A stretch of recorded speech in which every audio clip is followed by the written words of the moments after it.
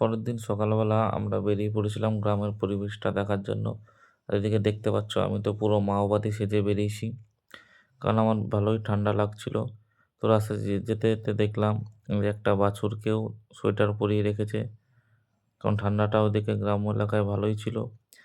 তারপর রাস্তায় আমরা দেখে নিলাম একটা মন্দির। একটা বিরাট একটা বটগাছের তলায় ছিল এই মন্দিরটি। তো মন্দির দর্শন করার পরে আবার আমরা সামনের দিকে এগিয়ে গেলাম। এখানে ননদ বৌদি হাত ধরাধরি করে এগিয়ে যাচ্ছে।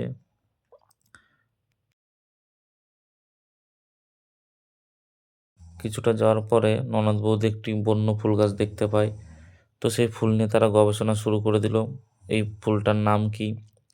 তো গবেষণা করতে, করতে পাপিয়া তার ননদের মাথায় সেই ফুলটা গুঁজে দিল। গুঁজে দেওয়ার পর তো ননদ কনফিউজ যে তাকে কেমন লাগছে, আদৌ কি ভালো লাগছে সেই গবেষণা করতে, করতে আবার তারা সামনের দিকে এগিয়ে গেল।